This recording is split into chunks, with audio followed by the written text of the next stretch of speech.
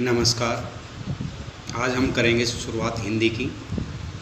और हिंदी का पहला ही टॉपिक है आज से, और ये आपके ऑल कंपटीशन में काम आएगा। रिट में ही नहीं, एसआई में, पटवारी में, या जो भी एग्ज़ाम है, पीटीटी, बीएसटीसी, या जो भी एग्ज़ाम है आपके, हर एग्ज़ाम में काम आएंगे। तो आप इसको विशेष ध्यान से देखना, और आपको ये प्रश्न के माध्यम से समझाया जाएगा, और जो ऑप्शन है उससे भी ये व्याख्यात्मक होगा। तो हम शुरुआत करते हैं। पहला टॉपिक है हमारा वर्णमाला, उच्चारण स्थान या शब्द। तो पहला क्वेश्चन है, हिंदी वर्णमाला में मूल स्वर कितने होते हैं? 11 होते हैं, 13 होते हैं, या फिर 9 होते हैं? तो आपको बताना है मूल स्वर कितने होते हैं। तो आपको बता दूं,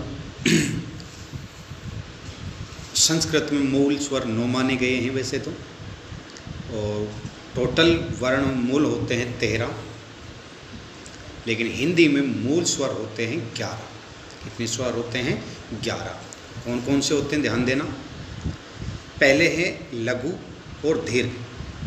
लघु और दीर्घ। लघु होते हैं 4, जिसको हम ह्रस्व स्वर भी कहते हैं। 4 कौन से होते हैं?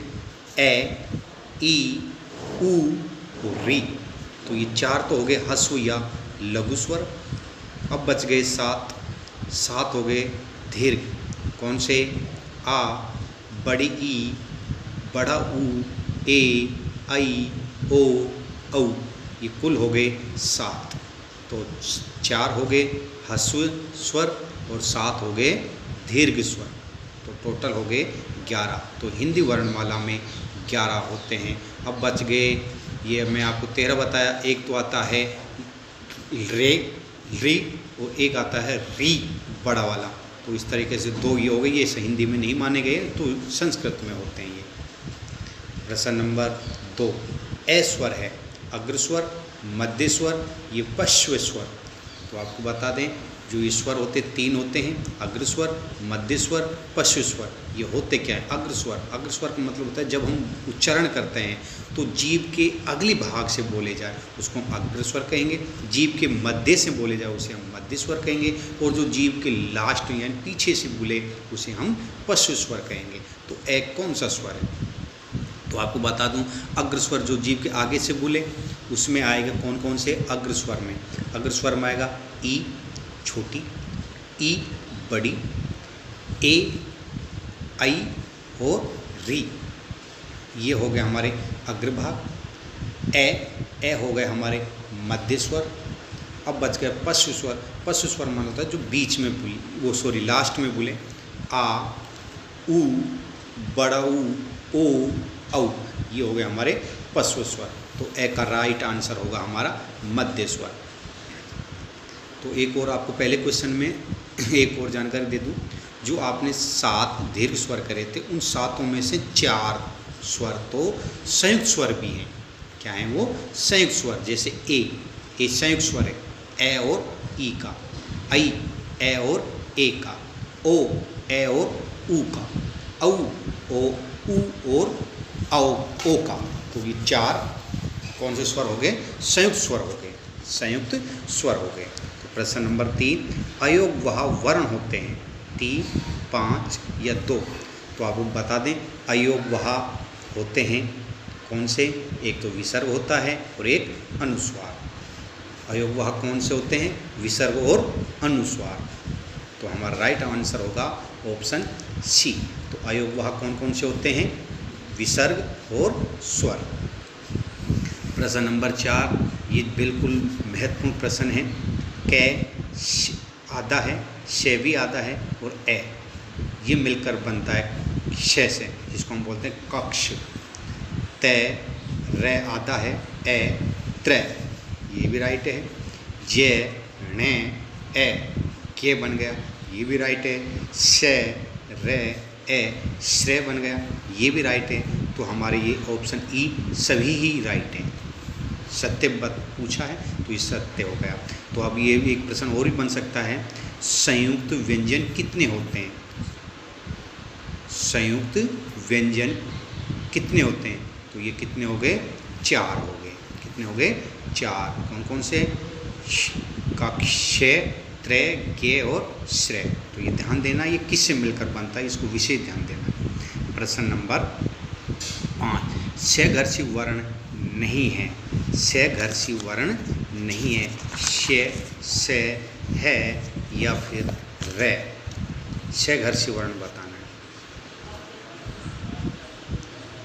तो देखो, एक तो होता है घर्षी, सघर्षी, यानी जिस उच्चारण करेंगे तो उस किसी न किसी अंग से घर्षण करे, उसे हम सघर्षी वर्ण बोलेंगे। तो ये कौन सा नहीं है? तो आपको पता है से है, ये तो है, लेकिन रे नहीं है। क्या नहीं है? रे नहीं है। सघर्षी को भी हम क्या कहते हैं? कौन सा कहते हैं? ऊष्म वर्ण कहते हैं। कौन सा कहते हैं? ऊष्म वर्ण कहते हैं। तो रे कौन सा आएगा? अंतस्थ है। प्रश्न नंबर 6, अघोष वर्ण होते हैं। अघोष, कौन से? अघोष वर्ण होते हैं। तो जो आपको पता है, घोष, अघोष, नाद, विवार, श्वास, अल्पप्राण, महाप्राण, ये 11 बाह्य यत्न हैं। 11 क्या है? बाह्य यत्न हैं। तब इसमें से पूछा अघोष वर्ण कितने? तो आपको जानकारी दे दूं, एक आपको सूत्र याद करना है। क्या करना है आपको? एक सूत्र याद करना है।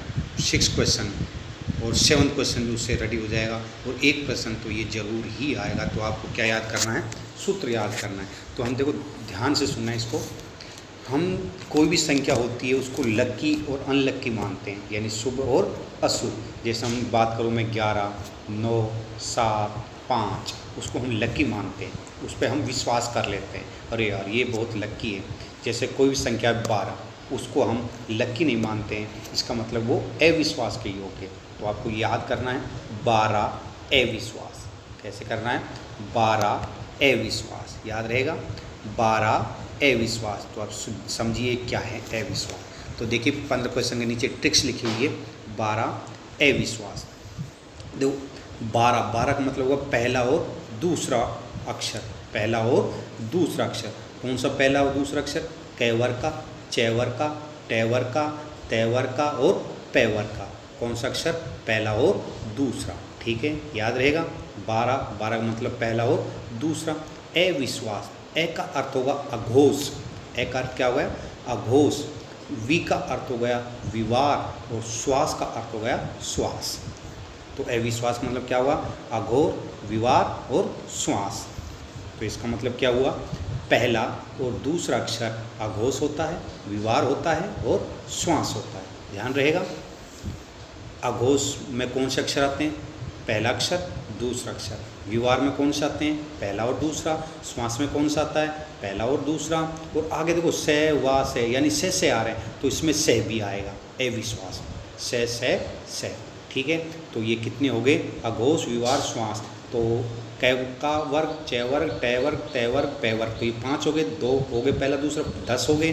तो और 3 हो गए से। तो ये कितने हो गए? 13। तो हमारा राइट आंसर हो जाएंगे 13। तो आप नीचे और देखिए, जैसे जब अविश्वास याद रहेगा तो निश्चित हम आगे अपना आप कर लेंगे। जैसे मान लीजिए मैं बात करूँ गे कौन सा वर्ग है? या अघोष है, नाद है, विवार है, श्वास है। तो गे आपको पता है तीसरा अक्षर है। कौन सा अक्षर है? तीसरा। तो अविश्वास में पहला दूसरा आ रहा है, पहला दूसरा। तो इसका मतलब अविश्वास।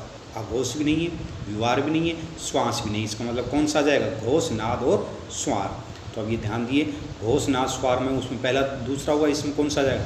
तीसरा, चौथा, पांचवा। और ये रे, ले, वे, है, इन अंतस्थ है और है आ जाएगा। देखिए कैवर के 3, चैवर के 3, तैवर के 3, टै के 3 और पै के 3। तो 5 और 3 15 हो गए।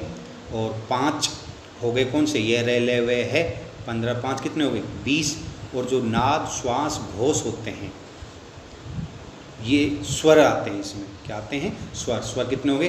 11। तो ये कितने हो गए टोटल? 31। ठीक है, कितने हो गए ये? 31। और अल्प प्राण, अल्प आप जानते हो 1 3 5, 1 3 5। महा, महा का अर्थ देखो 2 और 4, 2 और 4, जिसको हम सम संख्या भी कहते हैं। और से जब हम से बोलेंगे तो ज़्यादा जोर लगाना पड़ेगा, इसलिए इसको हम माह कहेंगे। तो अल्प हो गया 1 3 5, यह रह लेवे। माह हो गया 2 4, से है। और ट्रिक्स याद रहेगी, अविश्वास 12, यानी पहला और दूसरा। ए का अर्थ अघोर, वी का हो गया विवार, और से का अर्थ हो गया श्वास। तो अघोष, विवार, श्वास पहला और दूसरा अक्षर हो गया। बाकी का आप इस ट्रिक के माध्यम से कर सकते हैं। तो ये हो गया हमारे प्रश्न नंबर 5वां। सघर्ष वर्ण हो ही गया। रे 6 क्वेश्चन है, अघोष वर्ण होते हैं। तो अभी हमने पढ़े ही थे अघोष, उसमें हमारी ट्रिक्स मारी थी। ए घोष है, यानी पहला और दूसरा अक्षर। तो पहला और दूसरा 10 हो गए, और कौन सा बच गया? से है 3, 10 और 3 13। तो ऑप्शन हमारा हो जाएगा बी राइट। अब है ये अघोष होगा। अब आ गया घोष, ये सघोष वर्ण होते हैं। अब आपको पता है कुल वर्ण कितने होते हैं? कुल वर्ण होते हैं हमारे 44। कितने होते हैं? 44। 44 में से 11 के हो गए स्वर। 11 क्या हो गए? स्वर। बच कितने गए? 44 में 11 स्वर हो गए, कितने बच गए? 33। कितने बच गए? 33 स्वर। अब 33 में से अब ये पूछ रहा है सघोष वर्ण। क्या पूछा है? सघोष, सघोष। तो अब देखो सघोष में मैंने बताया था आपको कौन सा, ये अघोष में तो पहला और दूसरा हुआ है अविश्वास। बच पहुँच गए तीसरा, चौथा और 5वां। कैवर के 3, चैवर के 3, तय के 3, पै के 3, टै के 3। तो 5 हो गए। 5 गुना 3 15 हो गए। और कौन से बच गए? ये, रे, ले, वे, है। 5 ही हो गए। 15 और 5 20 हो गए। और 11 कौन से स्वर? 11 और 20 कितने हो गए? 31। तो कितने हो गए टोटल? 31। तो अघोष घोष वर्ण कितने हो गए? 31। घोष कितने हो गए? 13। 31 और 13 44 हो गए। तो टोटल वर्ण 44 होते हैं। प्रश्न नंबर 8। अगर समझ में नहीं आया तो इसको 12 एक बार दोबारा पीछे करके सुन लेना। हिंदी वर्णमाला में संयुक्त स्वर कितने होते हैं? अभी हमने पढ़ लिए संयुक्त स्वर 4 होते हैं। कितने होते हैं? 4। कौन कौन से? ए, आई, ओ, औ। ए बनता है ए और ई से, आई ए और ए से, ओ ए और ऊ से, औ ए और ओ से। तो संयुक्त स्वर हो गए 4, और संयुक्त व्यंजन भी हो गए 4। 6, त्रै, के, श्रै। तो ये हमारे संयुक्त स्वर और व्यंजन भी हो गए। उच्छिप्त व्यंजन कौन से? उच्छिप्त। तो आपको बता दो उच्छिप्त 2 होते हैं। कितने होते हैं? 2 होते हैं। एक तो कौन से? ण और एक डे। तो ले पार्श्विक है। ले क्या है? पार्श्विक है होस्ट हुए। रे आप जानते हो अंतिस्थ है। तो ण तो अंतिम अक्षर आ जाएगा डी, इसका राइट ऑप्शन होगा। किस विकल्प में सभी स्पर्श व्यंजन नहीं है? क्या नहीं है? स्पर्श व्यंजन। तो आपको बता दें स्पर्श व्यंजन उसे कहते हैं जब हम उच्चारण करते हैं तो किसी न किसी अंग से स्पर्श करें, उसे स्पर्श व्यंजन कहते हैं। जैसे कंठ, तालु, मूर्धा, ये किसी जी अंग से स्पर्श करें। और आपको बता दें स्पर्श व्यंजन होते हैं 25। कितने होते हैं? 25। कैसे लेकर मैं तक। कै वर्ग के 5, चै वर्ग के 5, टै के 5, पै के 5, तै के 5। तो 5 और 5, 5 × 5 तो हो गए 25। 25 वर्ण हो गए स्पर्श व्यंजन। क्या हो गए? 25 वर्ण हो गए।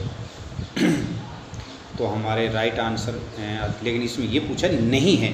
तो देखिए कै, टै, तै, फै, ये बिल्कुल है इसमें। तै वर्ग में भी है, चै भी है, पै, फै ये भी है। गै, जै, गै, जै भी है। ये नहीं है क्योंकि ये मैं के बाद आता है, जिसको हम कहते हैं अंतिस्थ है। तो ये क्या है? अंतिस्थ है। तो इसका राइट आंसर, ये पूछा व्यंजन नहीं है, स्पर्श व्यंजन नहीं है। तो इसका राइट आंसर होगा हमारा सी, असत्य। अब असत्य बताना है। ये वर्ण है चै, ये, से, तालवे। तो आपको सूत्र याद होगा, उच्चारण जरूर याद कर लेना। संस्कृत और हिंदी में 101% आएगा। तालवे, तो तालवे का सूत्र आपको याद है, ई चू ये सा नाम तालु। ई चू ये सा नाम तालु, ई चू ये सा नाम तालु। तो ई चू ये से, तो बिल्कुल राइट है। तै, दै, से, दंते। तो दंता कर याद लगना। रैतुल सा नाम दंता, रैतुल सा। तो तै, दै, इसमें आ गया, से आ गया, ये भी राइट है। आ नहीं, ये ए है, थोड़ा सा लिखने में मिस्टेक होगी, ये ए है। ए, कै और है कंठ है, तो कंठ का याद करके देख लेना। ए कू है विसर्जन्य नाम कंठ है, ए कू है विसर्जन्य नाम कंठ है। तो ए आ गया, कै वर्ग आ गया, है आ गया, ये भी राइट है। तो इसका मतलब तीनों हमारा राइट है, तो ऑप्शन हमारा सी होंगे ए। तो ए आपको पता है किससे मिलकर बना, ये संयुक्त स्वर हो गया ए और ई से। ए किस में आएगा, कंठ में, ई किस में आएगा, तालु। तो इन दोनों को जोड़ दो, कंठ तालु। और ये क्या दे रखा है, ओष्ठव, तो ये गलत है, ये क्या आ जाएगा, कंठ तालु। तो हमारा राइट आंसर आ जाएगा सी। हिंदी की देवनागरी लिपि में कुल कितने वर्ण होते हैं, महत्वपूर्ण प्रश्न है। हिंदी की देवनागरी पूछा है, हिंदी में 44 होते हैं, लेकिन देवनागरी लिपि में कितने होते हैं ये आपको बताना है। तो आप देखिए कितने होते हैं, बताइए। तो आपको जानकारी है, 44 हो गए, 25 वो 11 तो स्वर हो गए, 33 व्यंजन हो गए। और 33 आप जानती है कौन कौन से, 25 स्पर्श व्यंजन, 4 हो गए हमारे अंतिस्थ है, और 4 हो गए ऊष्म, 25 और 4 29, 29 और 4 33, 33 व्यंजन हो गए। अब बच गए 33, और 33 तो हो गए व्यंजन, 25 स्पर्श, 4 ऊष्म, 4 अंतिस्थ है। तो 33 और 11 44, कितने हो गए, तो ध्यान देना 44। अब बच गए 4 कौन से, संयुक्त व्यंजन, संयुक्त व्यंजन। तो 44 और 4 कितने हो गए, 48, कितने हो गए, 48। 2 हो गए अयोगवाह, 2 कौन से हो गए, अयोगवाह, 48 और 2 50, कितने हो गए, 50। अब बच गए कितने, 2 वो कौन से हैं, द्विगुणिक, कौन से, द्विगुणिक, जिसको हम कहते हैं हृणय और हृणय डे। तो ये हो गए 50 और 2 52। तो टोटल हिंदी देवनागरी लिपि में वर्ण होते हैं 52, ध्यान रहेगा। 11 स्वर, 33 व्यंजन, 33 में से 25 स्पर्श, 4 तह, 4 ऊष्म, 33 और 11 44। 4 हो गए हमारे संयुक्त, 2 हो गए अयोगवाह, 2 हो गए द्विगुणिक, द्विगुणिक कौन से, हृणय और डे, ठीक है। तो हमारे ये हो गए 52। महाप्राण, तो आपको बताइए महाप्राण, महाप्राण में आप जानते ही हो, मैंने बताया 2 और 4, दूसरा और चौथा अक्षर, और कौन कौन से, से। तो दूसरा और चौथा, तो हम देखिए ये अंत से चलेंगे, सी से ये और रे, आपको पता है ये रे किस में आते हैं, अंतिस्थ हैं। तो ये तो आपको अल्प प्राण में आएगा। कै और छः पहला और दूसरा है, तो इसका मतलब पहला और दूसरा, तो पहला दूसरा भी नहीं, पहला दूसरा नहीं है, तो इसका मतलब ऑप्शन देखेंगे घ और घ, तो ग दूसरा है, घ चौथा है, तो इसका मतलब 2 और 4, तो राइट आंसर आ जाएगा हमारा पहला। प्रश्न नंबर 14, किस शब्द में संयुक्त व्यंजन है, देखो छः आपको पता है, कै और छ और ऐसे मिलकर बना है, त्रि यानी जिसको हम त्रय बोलते हैं, तय रे ऐसे मिलकर बनता है, तो इसका राइट आंसर हमारा आ जाएगा ए, जो संयुक्त व्यंजन से मिलकर बना है। प्रश्न नंबर 15, प्यास शब्द का वर्ण विच्छेद, देखो पै, आधा पै है, आगे स्वर नहीं आएगा, या ये प्लस आ, से प्लस ए, तो अब देखिए ये हमारा ऑप्शन पै आधा है, आगे ये आ गया, तो ये क्योंकि व्यंजन आ जाता है तो अगला वर्ण आधा ही रहेगा, और अगर पै के आगे स्वर आ जाता कोई, तो ये स्वर मिलकर पूरा पै बन जाता, लेकिन आगे क्या आ गया, ये आ गया, तो पै ये, तो पे, फिर आगे क्या आ गया, आ, ये में आ जोड़ेंगे तो या हो जाएगा, पै या, फिर आधा से, और आगे ये, फिर ये पूरा से हो जाएगा, तो बन जाएगा प्यास। तो इसका राइट आंसर होगा बी। क्या राइट आंसर होगा, बी। तो इस तरीके से ये हमारे टोटल हो गए 15 क्वेश्चन। कितने क्वेश्चन हो गए, 15 क्वेश्चन। अब 15 में से आपके कितने राइट हैं, वो कितना समझ में आया या नहीं आया, एक बार आप जरूर देखें, इसको बार बार देखें, बाद में दोबारा वर्ण विचार पढ़ने की आवश्यकता ही नहीं है। तो एक बार ये अब दोबारा चलते हैं रिवीजन के लिए। ट्रिक्स देखिए, 1 2, अविश्वास, अविश्वास मतलब अघोष, विवार श्वास हो गया, ठीक है, पहला दूसरा अक्षर हो गया। नाद घोष तीसरा चौथा पाँचवा, ये रह ले वे, अल्प प्राण 1 3 5, ये रह ले वे, महाप्राण 2 4 से है। अब हिंदी वर्णमाला मूल स्वर होते हैं 11, 4 ह्रस्व, 7 दीर्घ और 4 संयुक्त दीर्घ स्वर।